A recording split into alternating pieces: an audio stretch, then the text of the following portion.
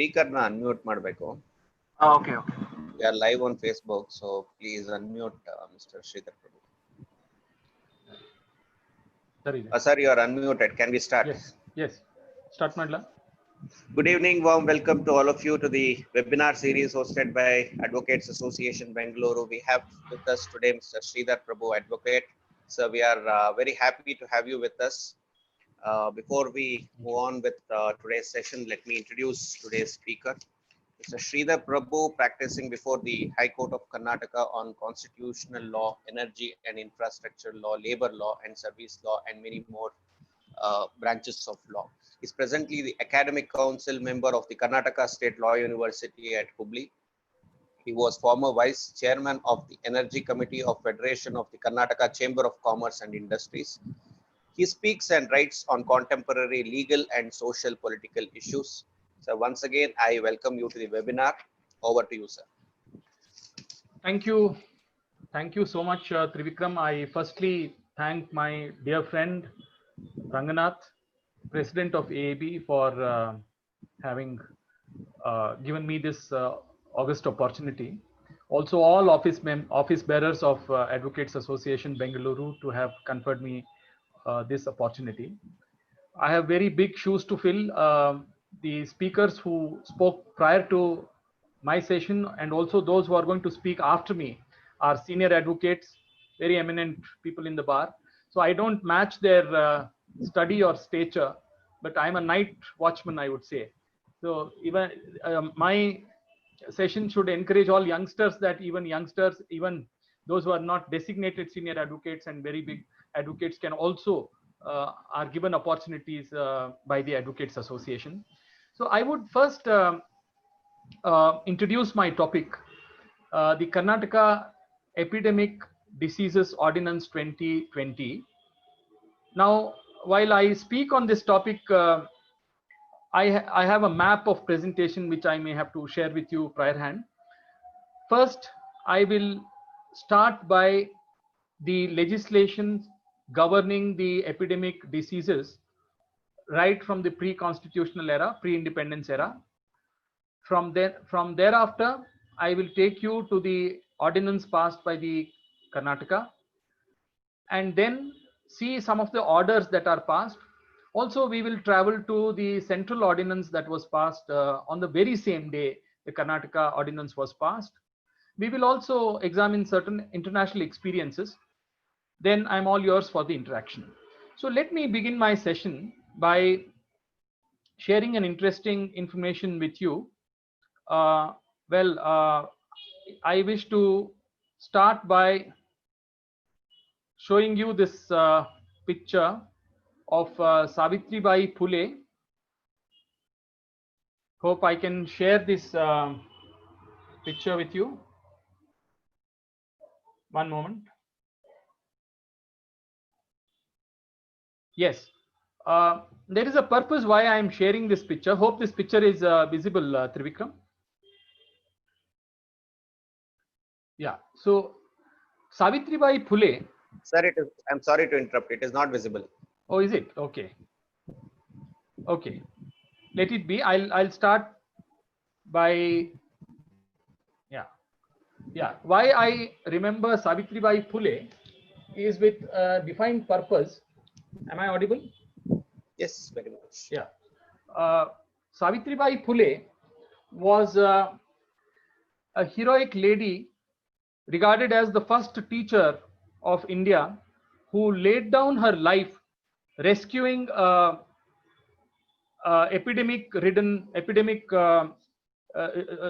she fought a heroic battle saving the lives of people in Pune. She laid down her life in the service of the people, rescuing a small child who was infected by plague. Now, the plague of 1896 was the event that triggered the first litigation on epidemic diseases. The epidemic that gripped Maharashtra or entire Western India, then spread to the entire rest of India, was the reason why the Epidemic Diseases Act 1896 came to be enacted. Now, Epidemic Diseases Act 1897 becomes very relevant, very important for our inquiry, because this law is the one which was repealed by the Karnataka Epidemic Diseases Ordinance 2020. Therefore, it is very profitable, very important to see what the Epidemic Diseases Act of 1897 had to say, which is now not applicable in the state of Karnataka. Now, let me straight away go to the Epidemic Diseases Act of 1897. This is just a two-page act. Now, Epidemic Diseases Act of 1897 has only about 4 sections. The section 2 is the one which gives powers to the state government to take special measures and prescribe regulations as to dangerous epidemic diseases. Now, just see the beauty of this enactment.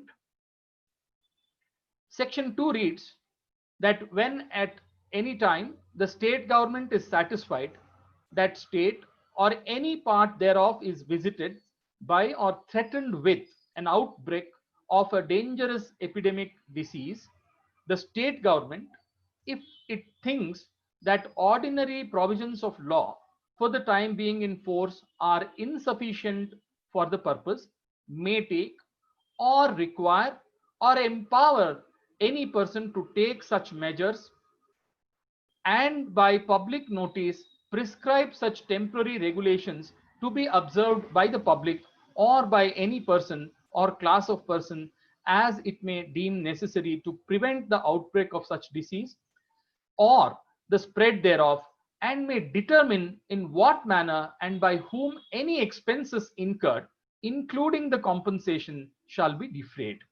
Now, this is very important section. This is the heart and the soul of that legislation. Now, what it effectively means is when there is a disease, there is an onslaught of an epidemic disease, dangerous epidemic disease, the existing laws are not capable to remedy the situation that arises out of this dangerous epidemic disease, and therefore the state government must be empowered to make special purpose regulations, temporary regulations, to check this situation. Now, there is a word employed here which is very interesting. The word is defray. Now, if I may read it again from the provision, the last part of this section 2 talks about the defraying. Shall deem necessary to prevent the outbreak of such disease or spread thereof, and may determine in what manner and by whom any expenses incurred, including compensation, if any, shall be defrayed. Now, defray is a very important, very interesting word. Now, British are best lawmaking people. They don't employ a word without purpose. There is a marked distinction between the term reimbursement and defraying. Now, reimbursement means the expenses are to be incurred first and then somebody reimburses that to you.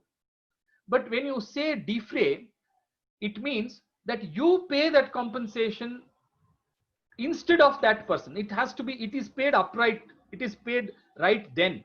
Suppose somebody is hospitalized, actually in real terms, the person who is hospitalized has to bear his expenses. But when you defray those expenses, it means that you pay the bill instead of him. You don't reimburse that expense to him, you pay that bill to him. Now, see the beauty of this term defray.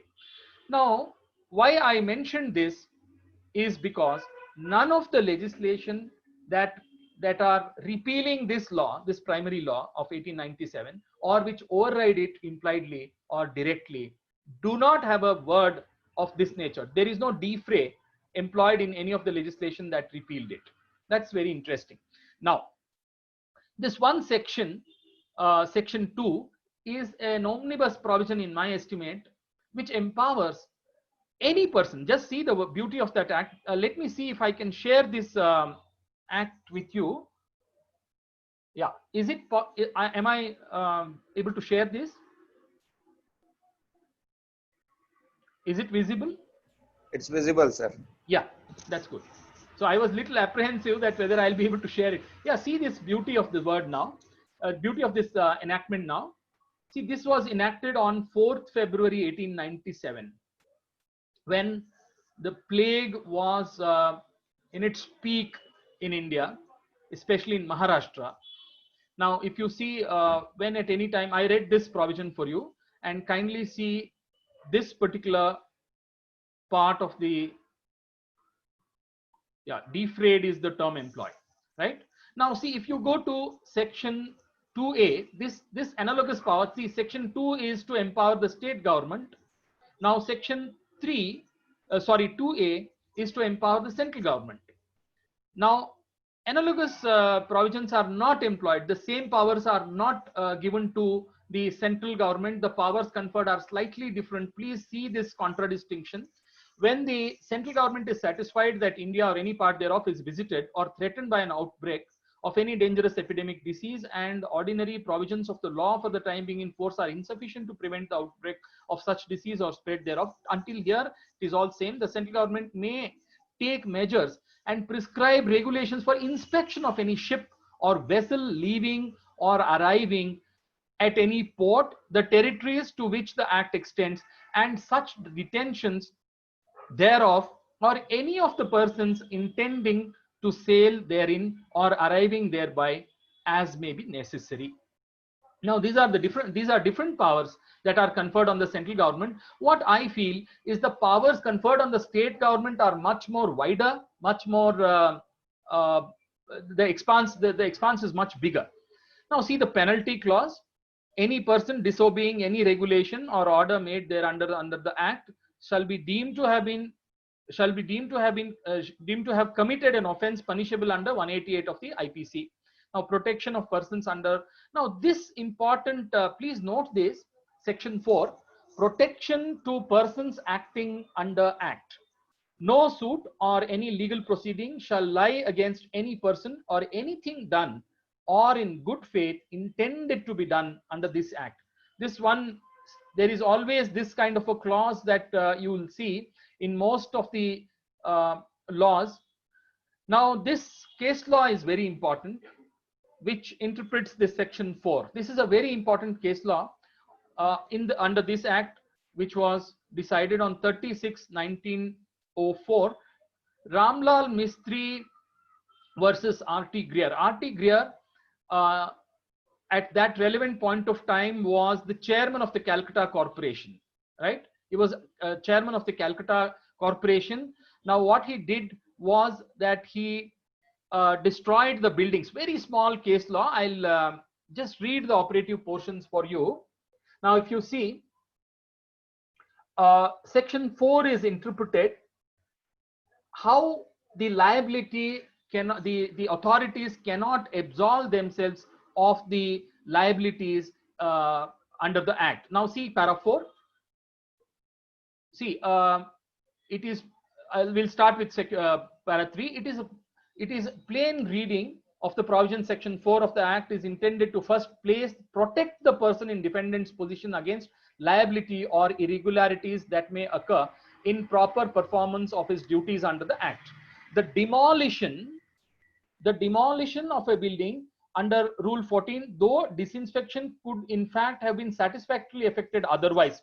Now, they wanted to disinfect a building, but they demolished it altogether, right? On any reasonable construction of the act, he is also entitled to a similar protection against any omission in performance of such duty, that is, omission to take steps for safeguarding the property in the hut or protection of the public, which it may be his duty to take if the protecting of a mere leisurely way. But after he has carried out the duty under Rule 14, another quite distinct, see, I'll not read this entirely. What I want to convey to you is section 4 gives, section 4 does not give the protection to the government or government authorities in case they misuse their authority and demolish a building. That is what I think, that is what the Calcutta High Court held in 1904. If you see last few lines, now see, I do not, however, consider this as it decides. What it does so, is that in certain public duty or is to be performed in certain way, an omission to do so is an act done or intended to be done within the meaning of clause requiring notice of action, and I consider that it has consequently no application to the present case. I hold therefore that section 4 gives the defendant no ground of defense that the section applies. Non-payment is not an omission within section 4 of the act. What this says effectively is, for a disinfection, suppose you want to requisition a property, or if you want to demolish a property as an abundant care measure, you are not absolved from compensating that person, because the act, the heart of the act, as I said, is the defraying of the expenses. Now, this case law came during a colonial era, British era, and the Commissioner of Calcutta was compelled to make compensation, compelled to pay the compensation and defray the expenses incurred during his act of demolition. Now, plague was at its peak. Even then, the British government never absolved the authorities. Now, this should, this should open up some interesting insights to our lawmakers. Now, again, if somebody wants to refer to this case law in detail, this is the case law, Ramlal Mistry versus R.T. Greer. Now, I don't see such small case law which hits at the very heart of the arbitrariness or high-handedness of the authorities, and that too in an imperialist era. Now, next case law that comes to my mind is the Tamil Nadu case law. One moment, I'll also share that case law with you. It's, yes, I'm sorry, still on that. One moment.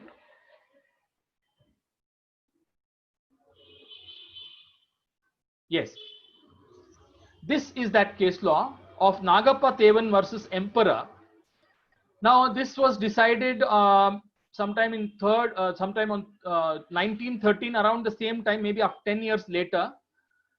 Now, Madras High Court in this case very categorically has employed a different. Now, see, the ground on which the action of the authorities was struck down is the authority who has been conferred powers under the Epidemic Disease Act alone can exercise powers, not his delegate. Now, in this case, what happened? The district collector did not act under the act, but he delegated it on to the sub-collector, and sub-collector in turn acted to close a toddy shop. Now, Nagappan Thevan was a toddy shop owner.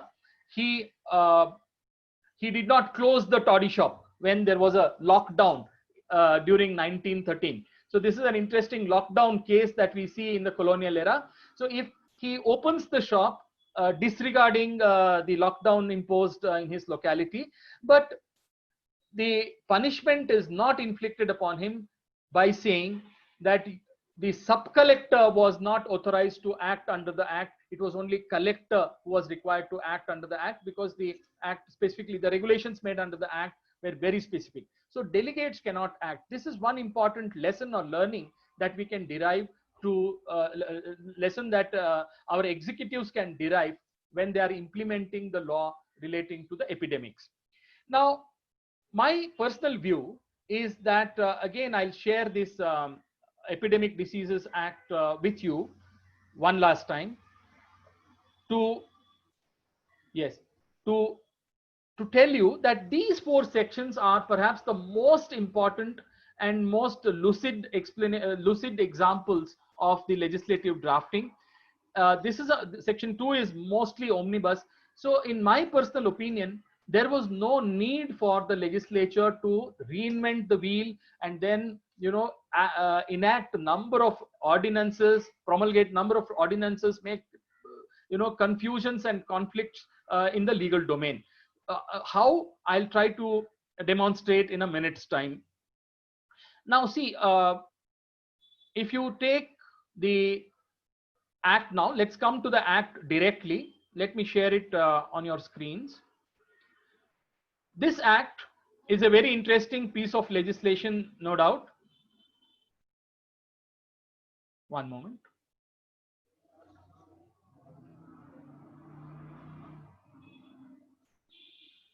Yes.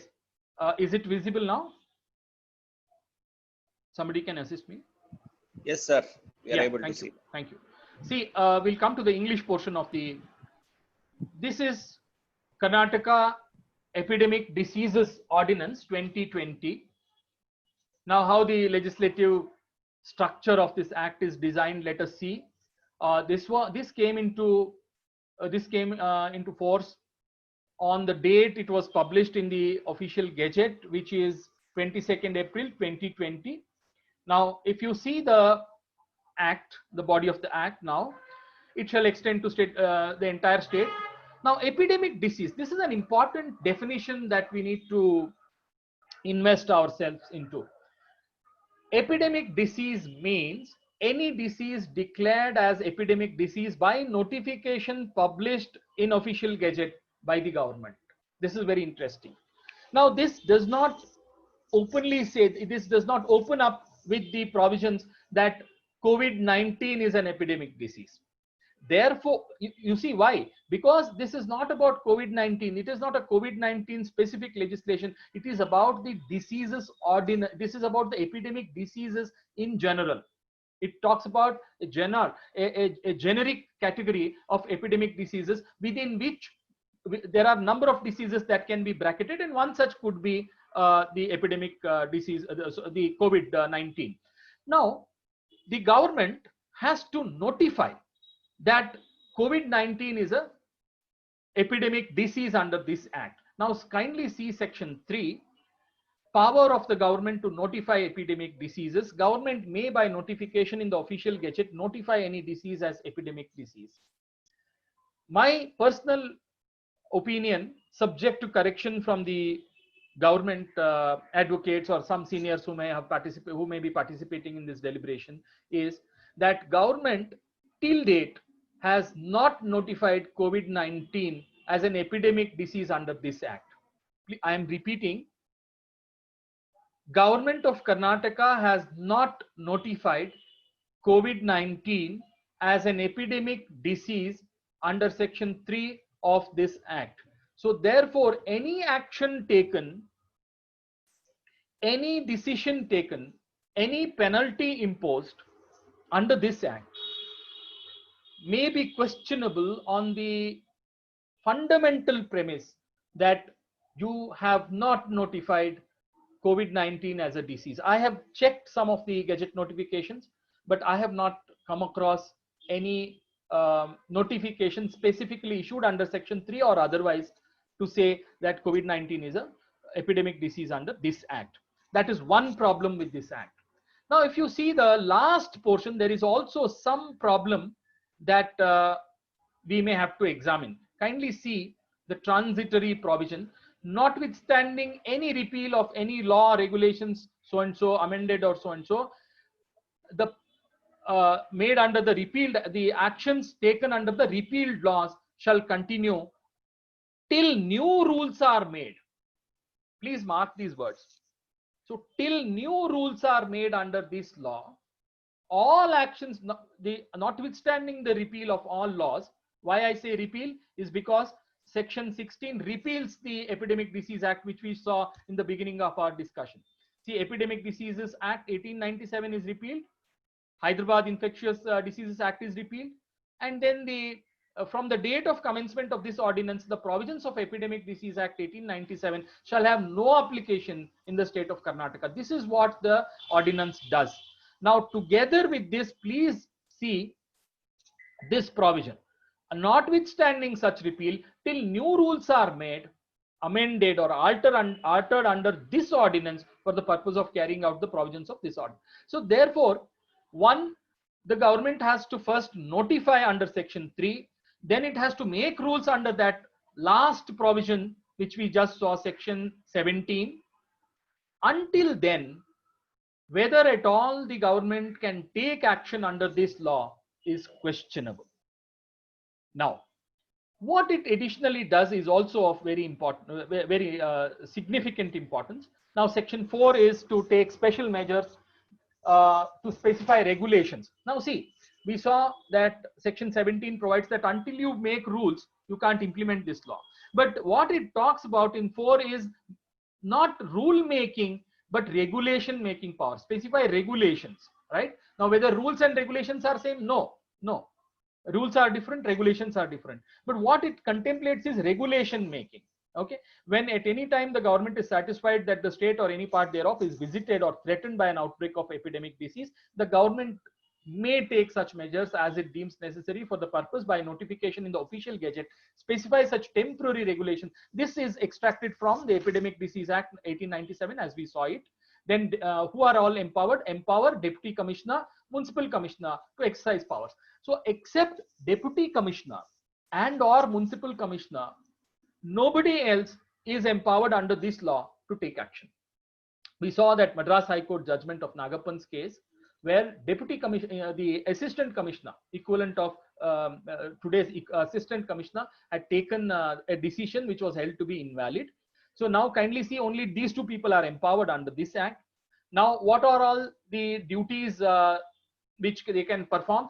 They can perform by they can exercise their powers and duties as may be specified in the regulations or orders. Okay, the act per se does not empower them with anything. It doesn't clothe them with any power. What it does say is that the regulations and orders that are made under this act shall govern, shall be the ones which have to be enforced. Now, if they make a regulation or an order, then they can make it under the following subheads. In particular, without prejudice to the generality, they can prohibit the usage or act which the government considers sufficient or spread or transmit of epidemic disease.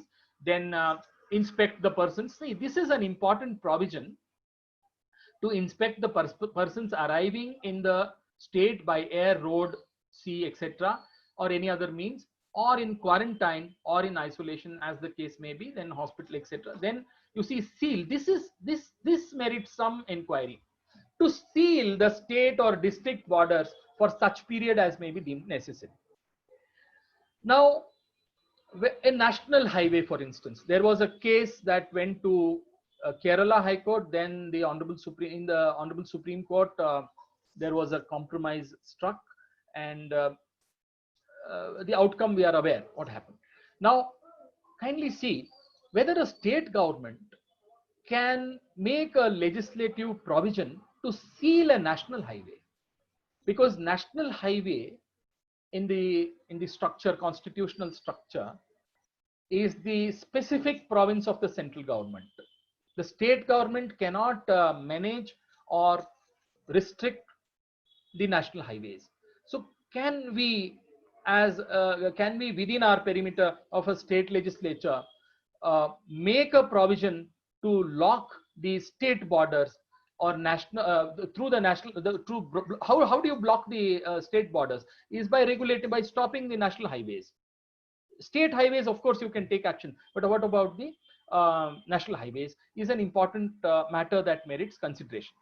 Now, even if you say, if you make this kind of a regulation, does it impact or does it conflict, does it act in derogation to the central laws that are in the same field? Now, which are the laws that are made? Now, if you see section 16, it repeals the central law, Epidemic Diseases Act 1897. The question that I would pose to myself as well as to the friends and seniors here is whether state can repeal a central enactment without taking the assent of the president as contemplated in the constitution. Can you repeal a central legislation? Can you make a legislation by saying tomorrow that from today on, no central law shall have application to the state of Karnataka? Of course you can, but then you have to take a presidential assent, because you are conflicting. There are two laws operating. You are making this law override over the central law. Now then, Article 254 of the Constitution triggers. In case of derogation, the central law shall prevail. But that's the second question. I am going to the primary question, whether at all you can repeal a central enactment or make it ineffective by enacting a state law without taking a presidential assent. That is one question. Second question is that supposing the actions that you have contemplated under this law, for instance, regulation of national highways or regulation of state borders, are also in the province of, if you see the constitutional scheme, are also in the concurrent province.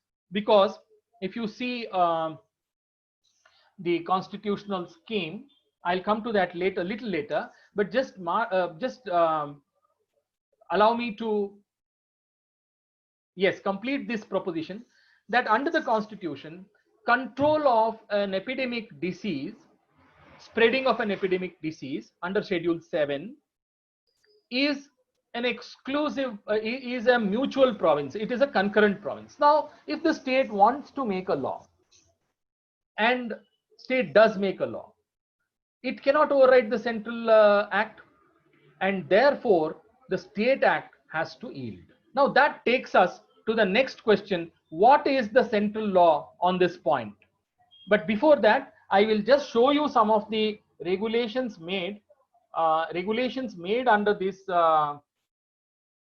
this law. Now, if you see, just a moment. Yeah, this is one. Yes, is this visible? Sorry for the trouble, Trivikram, again. No problem, sir. It is visible. Yes. So this notification is made. See the interesting part of this. This is made on 6/6/2020 by Government of Karnataka in exercise of the powers conferred and sub-regulation 2 of Regulation 2 of Karnataka Epidemic Diseases Regulation 2020. The Government of Karnataka hereby authorizes marshals. Now see, we have Epidemic Diseases Ordinance 2020. But what is this Epidemic Diseases Regulation 2020? I don't know. But anyways, I stand corrected if somebody enlightens me. But then I would say that this is a bit confusing regulation. Now, if you see another notification made here, yes. Now see, this is made under the Epidemic Disease Ordinance. This is made on 2nd May 2020 in exercise of the powers conferred under so and so. The Government of Karnataka hereby makes the following regulations in continuations of the regulations. See, these are the regulation which we were talking about, the regulations which we were talking about. But these are made under section 4, 15 and 17 of the Epidemic Disease Ordinance. Now, the one which we saw is a continuation of this regulation. Now, this regulation talks about compulsory wearing of the mask, maintain social distancing of 1 meter. Then, whoever contravenes sub-regulation 1 shall be punishable with the provisions of the said. However, the police officer not below the rank of sub-inspector so and so shall fine him with 200 rupees, and in municipal corporation areas 100 rupees. This is the notification made. Now, who has made it is the additional chief secretary to the government. Now, we saw under the act who are empowered. So should I show you that again? Under the Epidemic Diseases Ordinance, who are empowered? The Deputy Commissioner, yes, here, yes, empower the Deputy Commissioner and or Municipal Commissioner to exercise, right? Now, under the regulations, you have to empower these people. But we see under the regulations that we just saw, there is a direct delegation or direct penalty prescribed. Can this be done is another issue that merits consideration. Of course, in these trying times, one cannot expect 100% legislation making progress, getting manifested. Everything cannot be perfect. All this is understandable. But I am just throwing open these questions for to the forum to enlighten me how these notifications can be, how these orders and how these anomalies can be creased up. Now, that takes us to the next question of the central ordinance. The central ordinance that has been promulgated around the same time. Now, see, on the very same day, the Karnataka ordinance came into effect. The central ordinance also has come into effect. April 22nd, 2020, the central ordinance has come. The Epidemic Diseases Amendment Ordinance, which amends the Epidemic Diseases Act of 1897. Now, if you see, one important provision I will show, and then we will contradistinguish it with the state ordinance. Now, if you see the powers conferred on the offenses that are prescribed and the punishments that are prescribed. You see, section 3 here, section 3 of subsection 3 of section 3 here, which says, whoever, while committing an act of violence against a healthcare worker, causes grievous hurt, as defined in 320, to any such person shall be punished with an imprisonment for a term not less than 6 months, but which may extend to 7 years, with fine which shall not be less than 1 lakh, but which may extend to 5 lakh rupees. Right? Now, see, the fine and the imposition of the imprisonment. Kindly contradistinguish it with the state ordinance, which we will just see. Kindly see this state ordinance. For a similar or a same offense, what is the punishment prescribed? If you see, the public property punishment is prescribed. One moment, I'll just take you to the, yes, health workers. Yes, here. Whoever abets any offense so and so, punishable for a term which may extend to 2 years, which may extend to 10,000 rupees or both. Okay, offenses under the are cognizable and bailable. Under the central law, they are non-bailable. And you see, the ordinance, state ordinance, very clearly says it is not in derogation of any other law. True, but then you see the conflict is that the punishment prescribed under the state law is much lesser as compared to the punishment prescribed under the central law. Now, when this happens, there is a clear conflict operating between the two legislations. So what happens then is the central law should prevail. But then you see, if you book under only this law, anybody under this law, can he not take a defense that first of all, the disease itself has not been notified?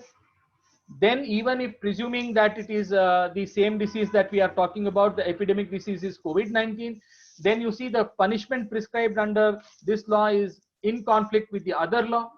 So how should the law enforcing agencies act upon implementation of these conflicting and confusing laws is the next question that we may have to answer. Coming to the central ordinance now, this is, I showed the central ordinance just to tell you, just to showcase that there is a clear conflict operating.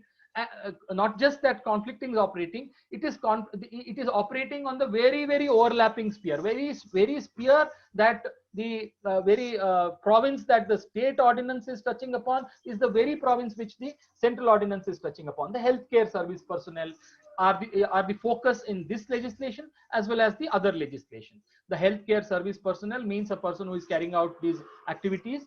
Then if you see the punishment prescribed and the quantum of punishment prescribed, there is of course a glaring contradiction. Now,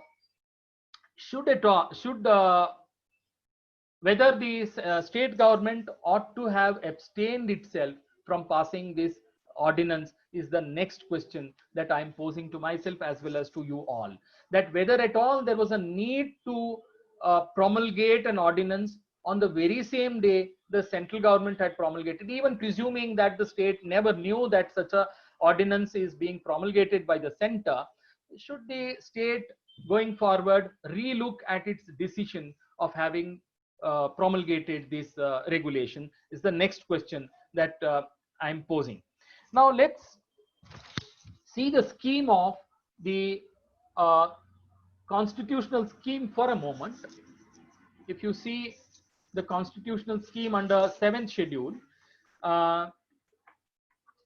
the entry that regulates ordinances, entry that regulates the central entry, yes, this is list 1, and we have a concurrent entry which directly conflict. One moment, this is I think 29 of the, one moment.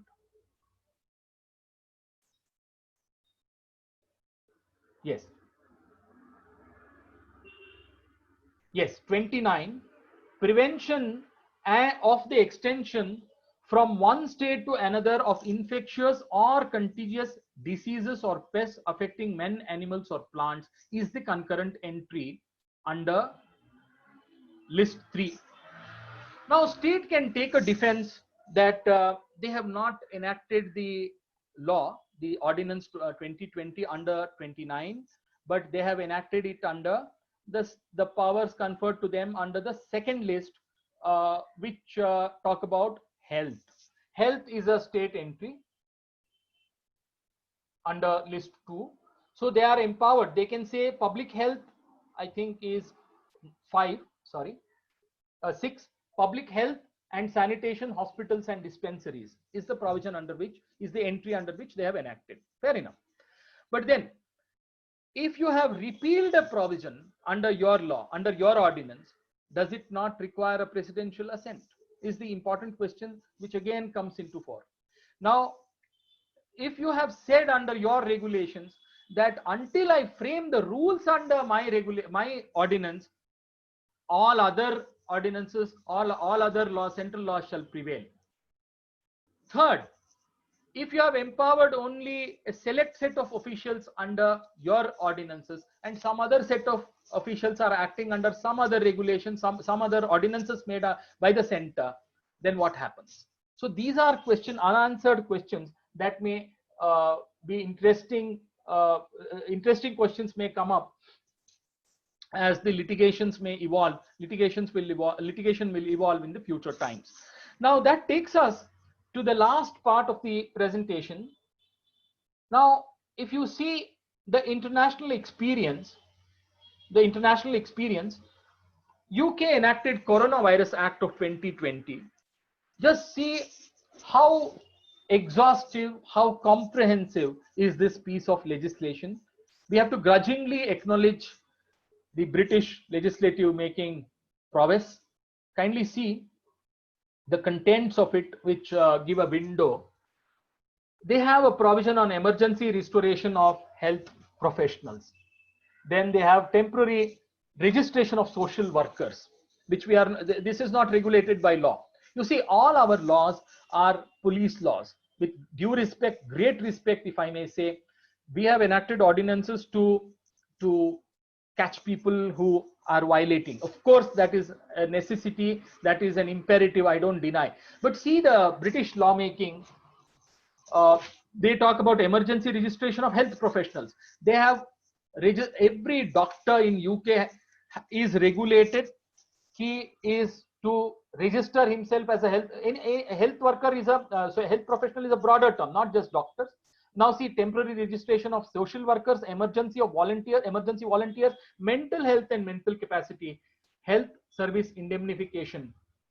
Now, the indemnification of health workers is also utmost necessary, as we see that they are being attacked, they may be sued tomorrow for negligence, etc. Then you see, under the threat of suing, they may not enter the arena at all, the medical arena at all.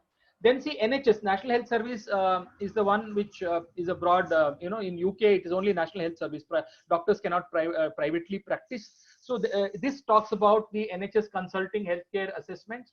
Then registration of deaths and stillbirths is also regulated. Investigating powers, fingerprints and DNA profiles. Then food supply, most important. This is the food for today. Food is the food for all our PILs. The food issue is being debated before the Honorable High Court. But they have, you see, this law, UK law talks about the health, the food supply regulation as well. Then inquests, disclosures, then vaccination, school children and providers, statutory sick pay, pensions, protection of public health, power to suspend port. See, I can go on and on. This is exhaustive. Please Google for this Coronavirus Act of 2020. You will certainly, I don't want to take much time because this creates an envy within me that we have not opened up to this kind of a legislative making process.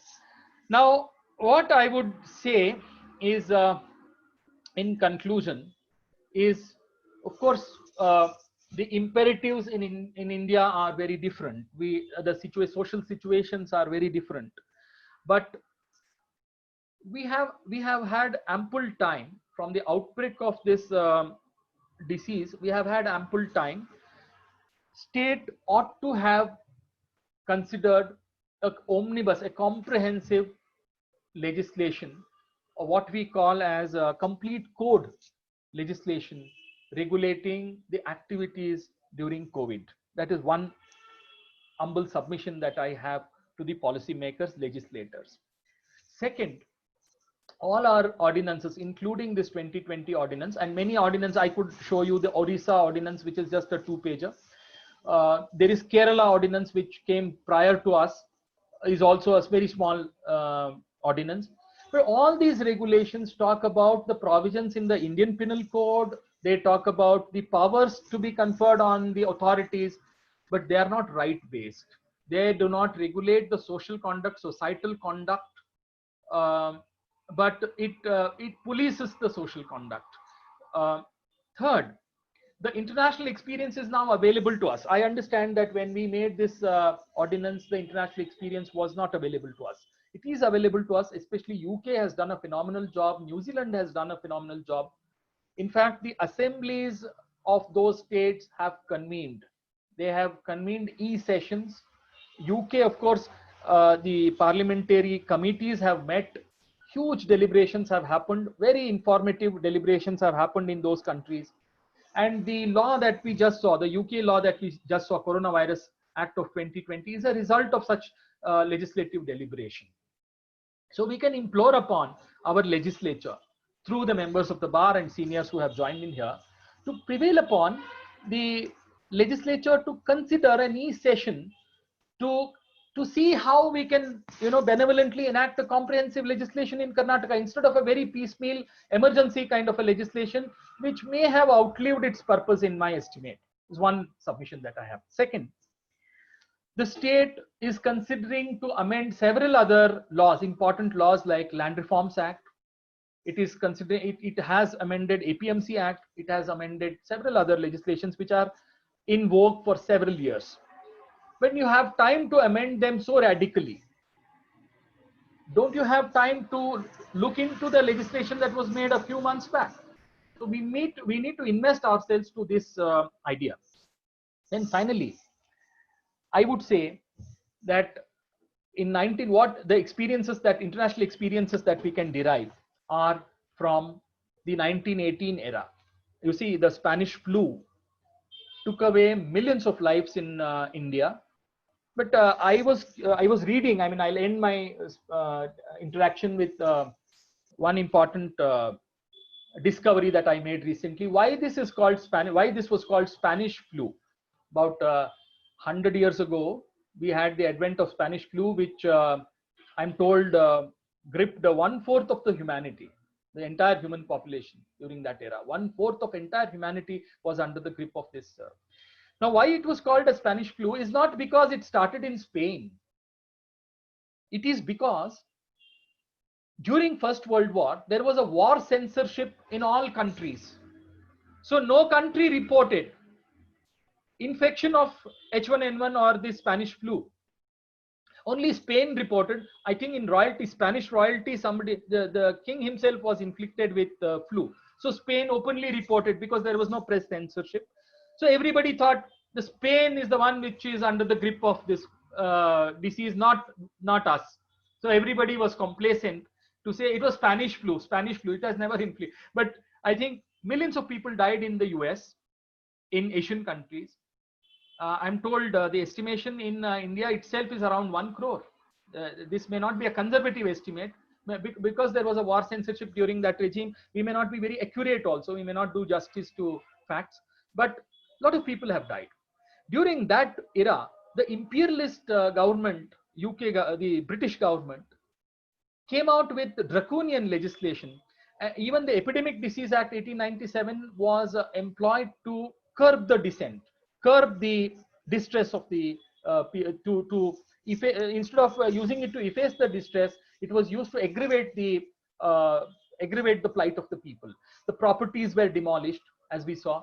people were put under lockdown, and huge invasion on the private rights happened. The British, we understand, were using this opportunity to strengthen their imperialist hold.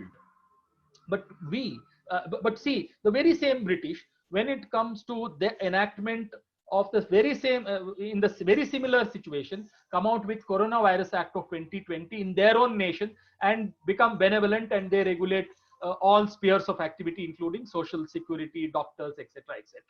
So we must learn from our imperialist masters that the law should be a tool to alleviate poverty and plight during this era, and it should be as comprehensive as it can get. I understand that a complete code kind of an approach may be faulty. We may not be able to evolve a legislative solution to an emerging need. I understand there is urgency involved, but at the same time, there is a need to touch upon the social spheres by way of legislation.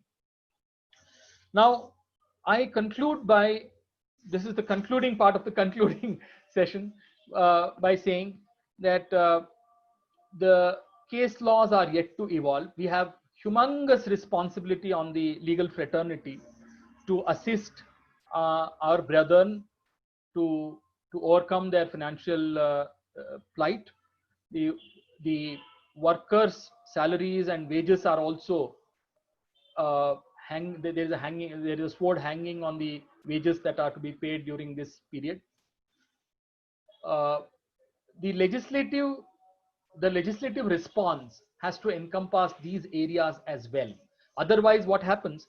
The center and the state will keep invoking the Disaster Management Act, which is a very special SPV kind of a special purpose vehicle kind of a legislation. This has no answer to the social issues that are gripping us in these situations. So either we evolve a state-specific mechanism, legislative mechanism, to address the plight of farmers, workers, advocates, professionals, doctors, many other sections that we have to address.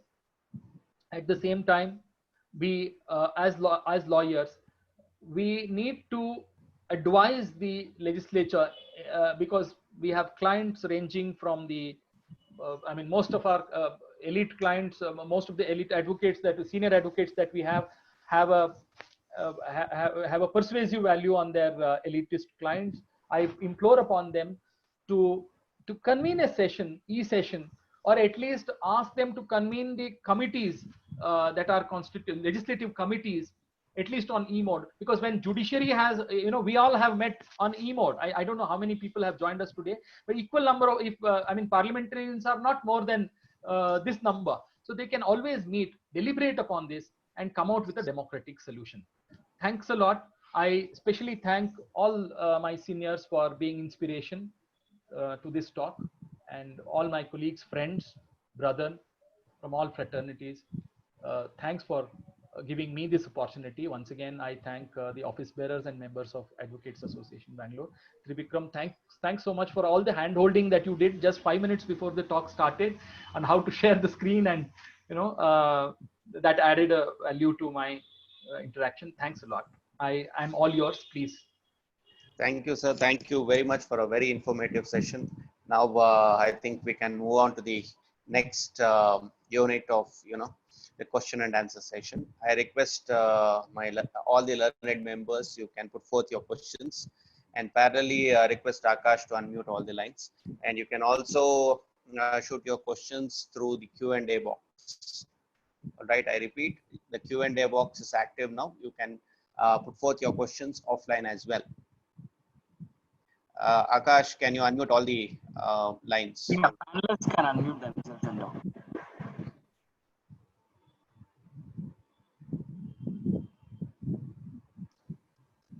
May I ask a question?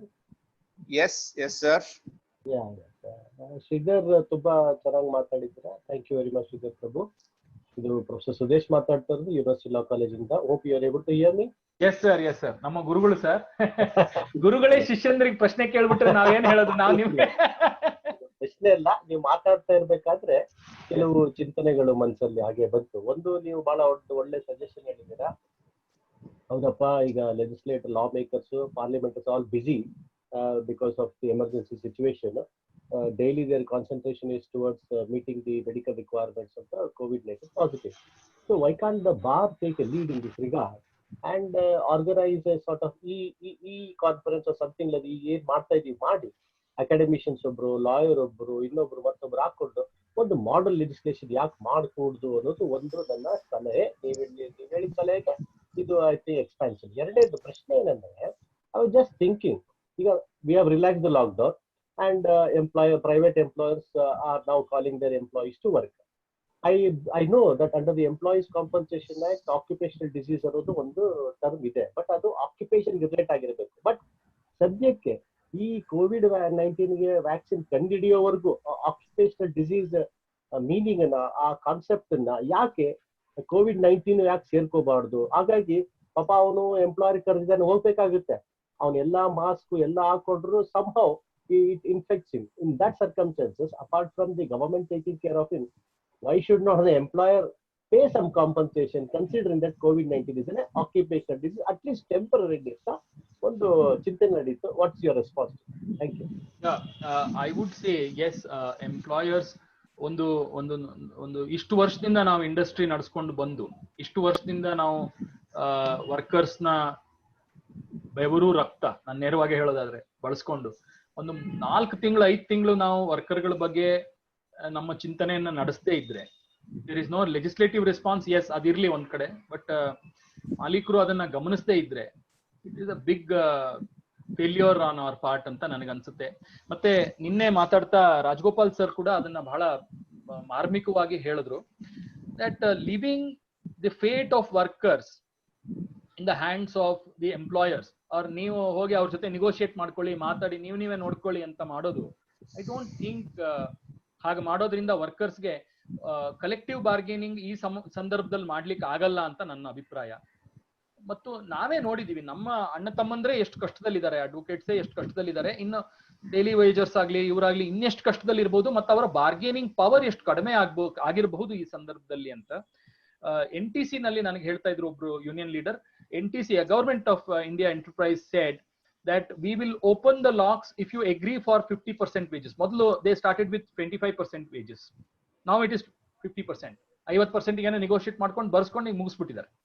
So state governments have to legislate, either they have to legislate it by way of special enactment, ಇದರಲ್ಲೇ ಇಂಥ ordinance ಗಳಲ್ಲೇ ಅದನ್ನ ತರಬಹುದು, ಅಥವಾ conciliation ಮಾಡಿ, ಒಂದು conciliation exercise ಅನ್ನ ಬಹಳ meaningful ಆಗಿ ಮಾಡಿ ಒಂದು ಓಮ್ನಿಬಸ್ ಪ್ರಾವಿಷನ್ ಗಳನ್ನು ಮಾಡಬೇಕು ಅಂತ ನನ್ನ ಅಭಿಪ್ರಾಯ.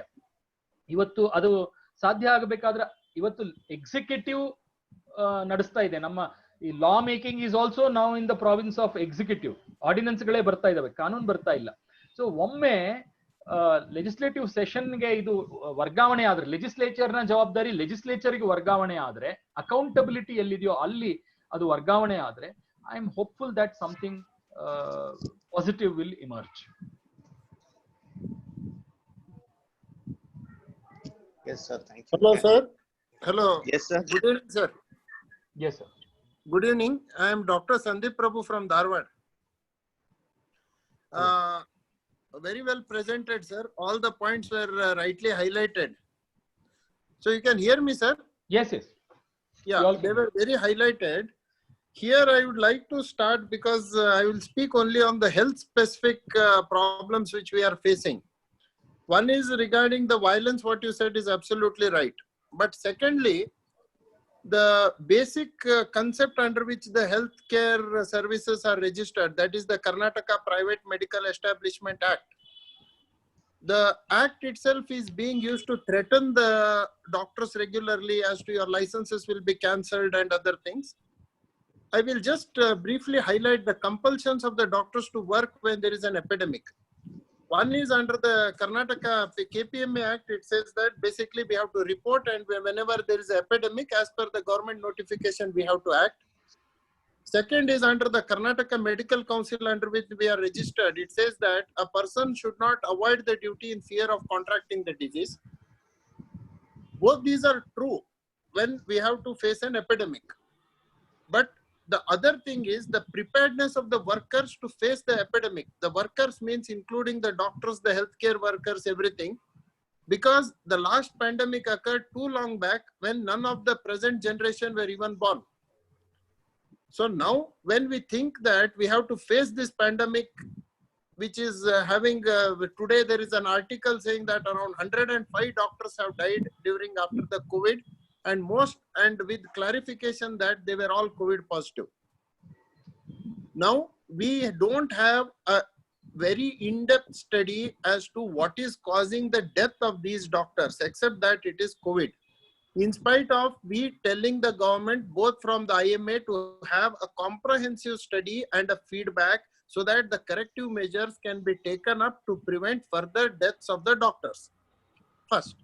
Second, there is a lot of people who are above 60 with comorbid conditions who do not wish to function, and there is no compulsion under any act for them to open, but which is repeatedly being unnecessarily put to the press by the government. And I should not be speaking in front of a panel of lawyers because this is a very revealing thing I will tell you. Most of the COVID hospitals, or many of the COVID hospitals, except in Bangalore and other places, they themselves who are registered under the SAST, that is the Suvarna Arogya Suraksha Trust or the Ayushman Bharat which is there, they themselves do not have or have not renewed the KPMA licenses since 2015, 2018, 17. See, when you don't have a driving license, basically you cannot drive a vehicle. But when you don't have a hospital license, you cannot run a hospital. But in spite of us telling the government repeatedly, how many hospitals have they closed? Zero. Till today, how many hospitals have they closed? Zero. So only vague threats, and like you said, there is a gross misinterpretation of the act which is going on. Absolutely, there is no commitment on the part of the government to enforce anything what it says, except that in front of the media. Then the act comes is, see, now every doctor is mandatorily reporting. Sir, I'm sorry to interrupt you. Yeah. Sir, sorry to interrupt you.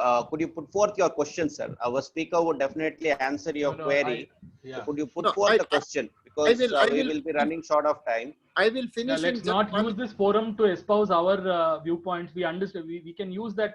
We can use some other forum. This, I think, I'm sorry to interrupt. You have espoused your viewpoints. We are all with you. We show all our solidarity with you. Definitely, sir. Thank you. But this is not IMA. I mean, you can take it up exclusively. Mr. Prabhu happens to be the president of IMA Dharwad. I'm grateful that he has joined in. But my view is, see, there is a overlapping spear on doctors' rights as well. If you see this law, Karnataka Prohibition of Violence Against Medical Personnel and Medical Services Institutions Act 2009, this law already exists from 2009. This is also a very small piece of just of a 2-pager, very clearly defining. Maybe there are amendments required, I don't deny, but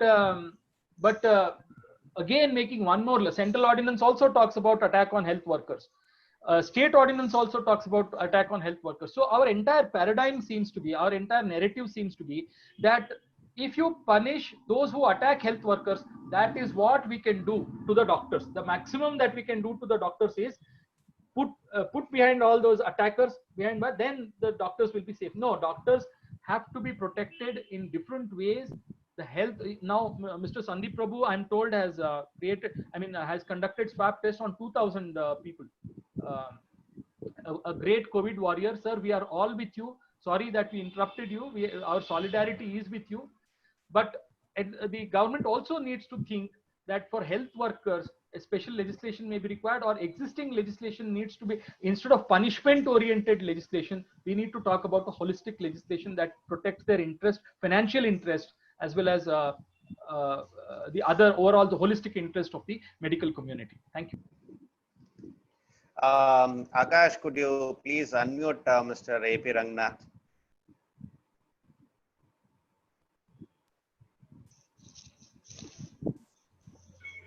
Sridhar Prabhu ಅವರೇ ನಮಸ್ತೆ. ನಮಸ್ಕಾರ sir. ಈಗ ಮೊನ್ನೆ government private hospital ಜೊತೆ ಒಂದು act ತಂದ್ರಲ್ಲ, ಈಗ 10 ಪಟ್ಟು ಹೆಚ್ಚು ಮಾಡಿದ್ದಾರೆ. ಈಗ ಒಬ್ಬ ಮನೆಯಲ್ಲಿ ಏನಾದ್ರೂ ಕೋವಿಡ್ ಬಂದ್ರೆ ಇವತ್ತು 5 ಲಕ್ಷ 8 ಲಕ್ಷ 6 ಲಕ್ಷ ನಮ್ ಲಾಯರ್ಸ್ ನೋಡ್ತಾ ಇದ್ದೀನಿ ನಾನು 4-5 ಜನ ಇವತ್ತು ಕುಟುಂಬಗಳು ಇದ್ದಾರೆ. ಇದು ಒಂದು ಕತ್ಪಟ್ಟಿದೆ ನಾರ್ಮಲ್ ಸಿಚುವೇಶನ್ ಅಲ್ಲಿ. ಏನ್ ಹೇಳ್ತೀರಾ?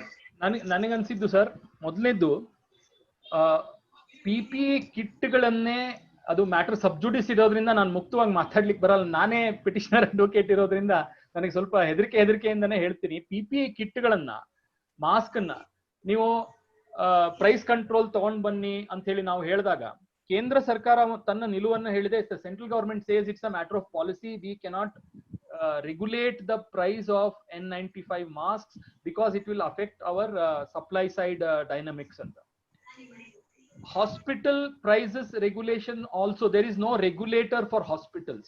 With due respect, I am saying adikondu niyantrana ayoga agli aa tharadagli, there is no system. Now unfortunately medical education has a fees galige ನಾವು ರೆಗ್ಯುಲೇಟ್ ಮಾಡಿ ಹಾಸ್ಪಿಟಲ್ ಗಳಿಗೆ ಮಾಡದೇ ಇದ್ರೆ, ಎಂಟ್ರಿ ಲೆವೆಲ್ ಮಾಡ್ತೀವಿ, ಎಕ್ಸಿಟ್ ಲೆವೆಲ್ ಅಲ್ಲಿ ಮಾಡದೇ ಇದ್ರೆ ಕಷ್ಟ ಆಗ್ಬೋದು. ಐ ಅಂಡರ್ಸ್ಟ್ಯಾಂಡ್ ಹಾಸ್ಪಿಟಲ್ಗಳನ್ನ ನಡೆಸೋದು ಸುಲಭ ಅಲ್ಲ, ಅವರಿಗೆ ಬಹಳ ಕಷ್ಟಗಳಿದೆ, ನಾನು ಒಪ್ಕೊಳ್ತೀನಿ. ಆದ್ರೆ ಈ ರೆಗ್ಯುಲೇಷನ್ ಅನ್ನ ದಯವಿಟ್ಟು ಸರ್ಕಾರ ಇಂಥ ಸಂದರ್ಭದಲ್ಲಾದ್ರೂ ಸರ್ಕಾರ ಸ್ವಲ್ಪ ಎಚ್ಚೆತ್ಕೊಂಡು ಈ ಬಗ್ಗೆ ಗಮನಿಸಬೇಕು. ಮತ್ತೆ ಮನೆಗಳಲ್ಲಿ ಟ್ರೀಟ್ಮೆಂಟ್ ಕೊಡೋದಕ್ಕೂ ಕೆಲವರು ಮನೆ ಬಾಡಿಗೆಗೆ ಈಗ ಇಷ್ಟು ಅಂತ ಹೇಳಿ 1,000ದಿಂದ 10,000ವರೆಗೂ ಚಾರ್ಜ್ ಮಾಡ್ತಾ ಇದ್ದಾರೆ, ಮನೆಗಳನ್ನ ಮಾಡ್ತಾ ಇದ್ದಾರೆ. Whether it is authorised, whether it is legal, whether it is permissible in law as well as in medical sphere, I don't know. I mean, the doctors have to. Mane Basavaraj avaru, I think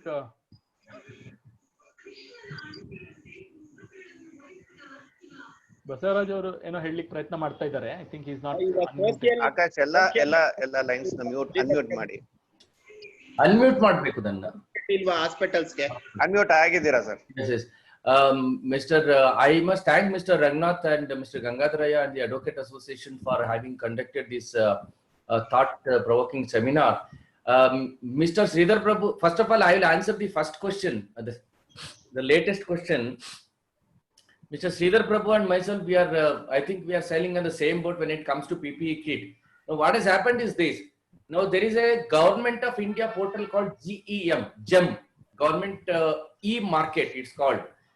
Under that, some of the medical supplies like N95 are up for grabbing by the agencies of the government. Only the governmental agencies can bid on the GEM portal. Now, the private, I also represent this Karnataka Private Hospitals and Nursing Homes Association, apart from Indian Medical Association, along with Mr. Sridhar Prabhu sir. Now, I filed a public interest litigation, which is tagged on along with Mr. Sridhar Prabhu's matter, for a direction to the Central Government Union of India to open the GEM portal for the private operator also. Now, the central government took the stand that they will not permit the private operators to participate in the GEM portal.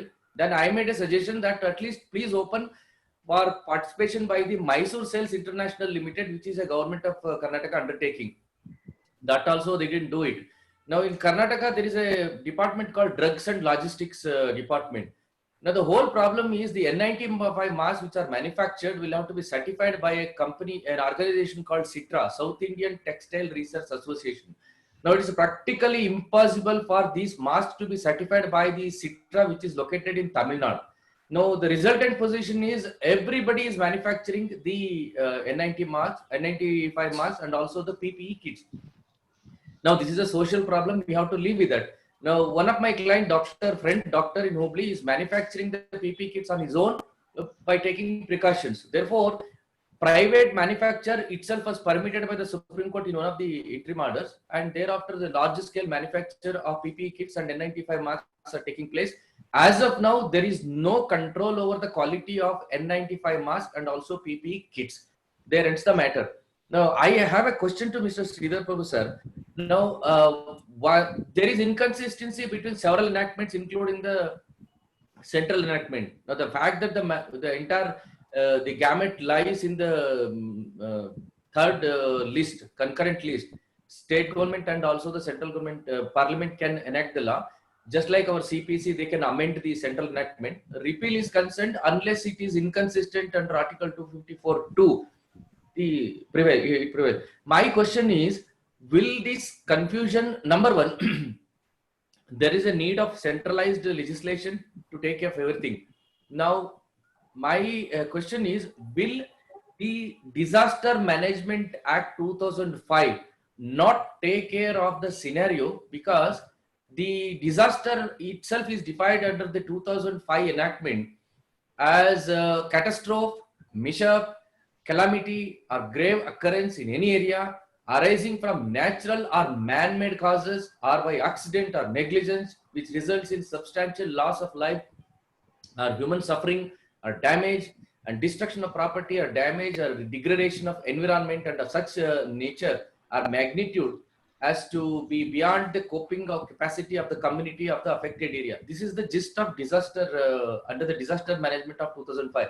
Therefore, my question is, till a centralized, comprehensive legislation comes, this ordinance under Article 123 or 213, this is all temporary transitional arrangement.